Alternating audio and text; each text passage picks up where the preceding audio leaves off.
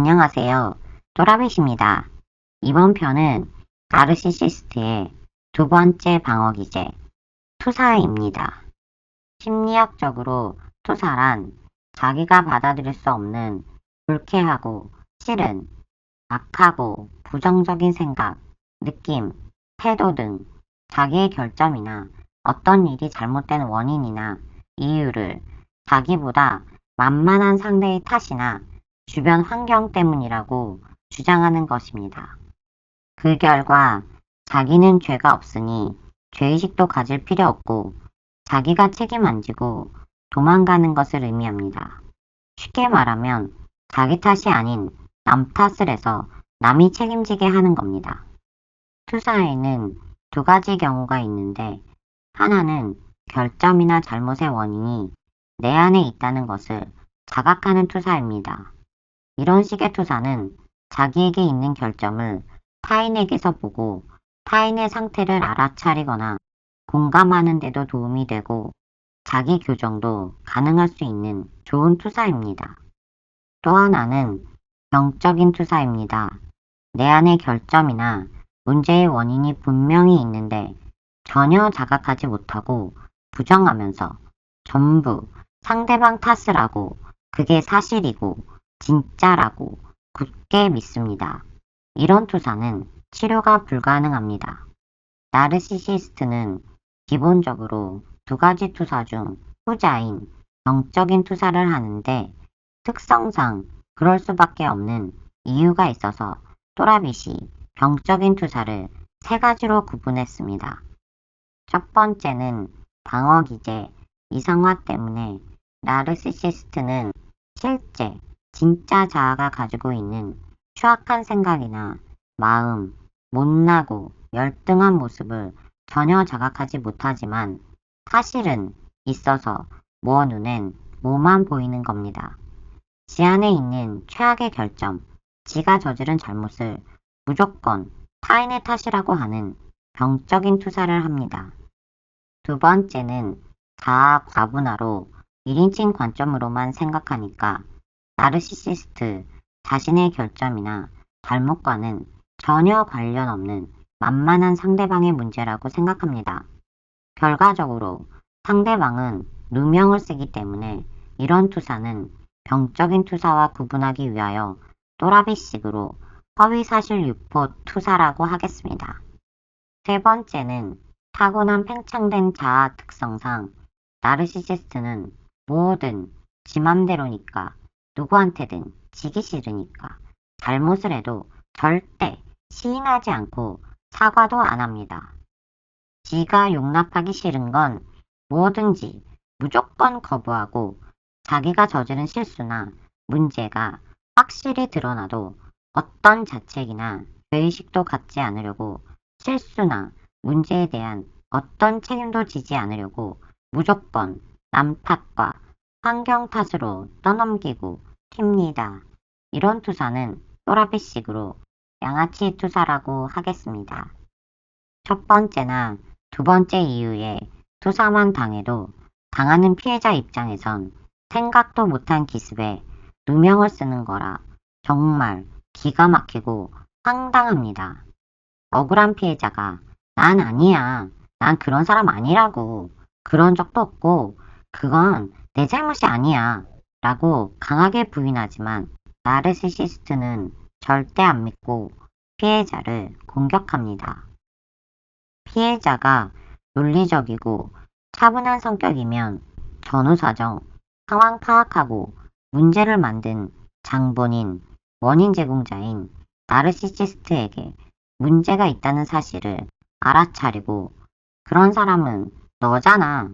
이건 너 잘못이잖아. 왜 나한테 그래? 내가 뭘 잘못했다고 이래? 라고 하는 순간 나르시시스트의 연장이 보관된 개수작 보따리가 오픈됩니다. 거짓말 100%와 궤변을 잘 믹스해서 지한테 최고로 유리하게 진실을 180도 바꾼 화려한 시나리오를 줄줄 써내려 갑니다. 피해자가 지한테 잘못을 뒤집어 씌운다면서 악을 쓰고 울고 불고 온몸을 쥐어뜯으면서 고통스러운 척, 아픈 척, 불쌍한 척 직접 배우질도 합니다. 그 장면만 본 사람들은 피해자가 최악의 악인, 몰인정한 사람, 집에서는 최악의 배우자, 최악의 못된 아이가 되는 거고, 직장 같은 사회라면 말 더럽게 안 듣고 대드는 하극상 직원, 갑질 상사라고 생각합니다.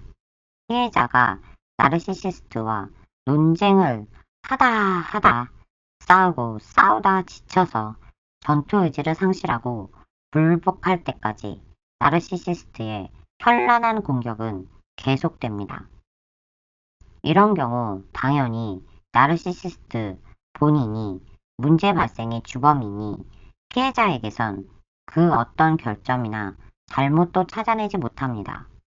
그래도 나르시시스트는 변함이 없습니다. 너 정말 거짓말도 잘하네? 잘도 감춘다? 내가 못 찾을까봐? 이렇게 피해자가 지를 속인다고 주장하면서 이번에는 못 찾아냈어도 반드시 찾아서 입증할 거라고 피해자에겐 분명 문제가 있다고 단정을 내립니다. 첫 번째와 두 번째 투사의 쉬운 예를 들면 사실 피해자를 죽일 듯이 미워하는 건 나르시시스트인데 오히려 피해자가 지를 미워한다는 병적인 투사를 시작하고 자기중심적 생각을 하니까 허위사실 유포 투사로 이어집니다. 피해자는 평소에 나르시시스트에 대해 아무 생각도 없었으니까 당연히 아니라고 부인을 하지만 나르시시스트가 보기엔 분명히 지를 미워하는 게 사실이고 맞는데 피해자가 부인하고 거짓말까지 하는 거라고 생각합니다. 나르시시스트의 증오심은 점점 더 커지고 피해자를 더욱더 강하게 공격하고 응징합니다. 나르시시스트의 심리 기반에 기본적으로 깔린 투사의 원인이 되는 가장 강력한 이유 하나가 있습니다. 그건 피해자가 아무 생각이 없었다에 그 답이 있습니다. 나르시시스트는 그게 짜증나는 겁니다. 네가 날 떠받들지 않는 건 네가 뭔가 잘났단 건데 너가 그렇게 잘났니? 그러니까 날 무시했겠지. 거기에 진짜로 피해자가 잘나기까지 하면 질투 폭발까지 더해져서 진짜 더 죽일 듯이 믿겠죠. 이런 모든 이유를 아주 간단하게 너 나 미워하지? 라는 말로 투사를 하는 겁니다. 피해자는 자기도 모르는 새에 찍힌 겁니다. 이렇게 나르시시스트는 상전 대접을 받아야만 직성이 풀립니다. 같은 부류 악인들과 플라잉 몽키들은 빨리 잘못했다고 그래. 왜 그랬어? 하죠. 그들은 나르시시스트가 왜 이러는지 이미 알고 있습니다. 나르시시스트가 이렇게 피해자를 괴롭히는 경우 심리학 용어로 투사를 하지만 사실 고의적으로 일부러 건방진 피해자 정신교육 들어가는 겁니다. 가폭, 유폭, 하폭, 직폭, 성폭하는 인간 말종들 심리의 기반에는 이게 깔려있는 겁니다. 여기서 더 발전되면 소시오패스 성향의 계획적인, 교묘하고 잔인한, 최악의 강력한 보복 범죄로 이어지는 것입니다. 눈치 없는 피해자가 나르시시스트와의 끝이 안 보이는 싸움을 하다 전투 의지를 상실하고 그래, 내가 널 미워했나봐. 미안하다. 라고 백기를 들면 나르시시스트는 기다렸다는 듯이 거봐, 이제야 실토하네. 아니, 처음부터 그렇다고 하지. 끝까지 거짓말하고 인정을 안 해서 이를 이 지경까지 끌고 오게 만들어? 내 꼴이 뭐가 되니? 도대체 넌 날 왜 이렇게 미워하는 건데? 하면서 2차전, 3차전으로 싸움을 계속 이어갑니다. 피해자가 더 이상 못 버티고 굴복하고 무릎 꿇고 턱고대죄하고 수도 없이 죽을 죄를 졌다고 잘못했다고 빌고 또 빌면 겨우겨우 싸움을 끝낼 수 있습니다. 싸움은 일단 끝났어도 지 분이 안 풀렸거나 피해자가 잘났다는 걸 완벽하게 무너뜨리기 위해서 어떤 이유로든 피해자를 완벽하게 고립시키려고 합니다. 피해자가 자기를 미워했으면서 아니라고 속였다고 거짓 소문 퍼뜨리면서 주변 사람들까지 전부 끌어들여 울고 불고 하소연해 이간질하면서 피해자를 천하의 악하고 몰인정한 못된 사람으로 만듭니다. 피해자는 이런 식으로 왕따가 되고 고립됩니다. 피해자 입장에서는 정말 아무 이유도 없이 괴롭힘을 당하는 거니까 미치고 환장할 노릇입니다. 근데 이보다 더 최악인 건 나르시시스트에게 당하고 나서 피해자가 나에게 그런 부분이 있었으니까 나도 모르게 그랬나 본데 내가 미워했나 봐. 저 사람 기분 상했을 텐데 어떻게 하면 마음을 풀어줄 수 있을까 하고 나르시시스트의 말을 전부 그대로 받아들이고 인정하면서 자책까지 하는 아주 심각한 지경이 되는 겁니다. 이러면 원래 나르시시스트 지가 소화시켰어야 하는 더럽고 부정적인 마음과 생각에서 나온 오물, 지가 감당 못하는 모욕, 싫어하는 약점, 무가치함, 우월감 쟁취 실패로 느끼는 분노 등 더럽고 부정적인 심리 쓰레기들과 죄책감을 피해자가 전부 대신 떠안게 되고 대신 실망하고 좌절하다가 나르시시스트가 버린 쓰레기를 대신 갖고 살아가게 됩니다. 정작 쓰레기를 버린 나르시시스트는 타인에게 전부 떠넘기고 지랑은 전혀 상관없는 남의 일처럼 맘 편하게 살고 있는데 말입니다. 사기꾼 말을 언뜻 들으면 다 맞는 말 같으니까 사기당합니다. 누구한테나 적용 가능한 일반화한 말을 해볼까요? 너 정말 게을러 라고 하면 안 걸려들 사람 없습니다. 근데 게으르다고 하는 기준이 뭔가요? 사람들 처한 상황이 전부 다 똑같나요? 여기서 진짜 게으른 주체가 누굴까요? 그 말을 하는 나르시시스트 자신입니다. 악마는 이렇게 지 맘대로 쓰레기들을 분노의 공에 담아 남한테 투척하고 도망가는데 그러건 말건 투척하고 도망간 놈이 직접 치우라고 놔두고 난 절대 그 공을 받아 내 맘에 담지 않는 것에만 집중해야 합니다. 이와 반대로 열받아서 바로 즉시 되갚아준다, 깨부셔주겠다, 뭘 가르치겠다는 것도 절대 하면 안 됩니다. 그게 악인이 더러운 공을 던진 목적이고 이유니까요.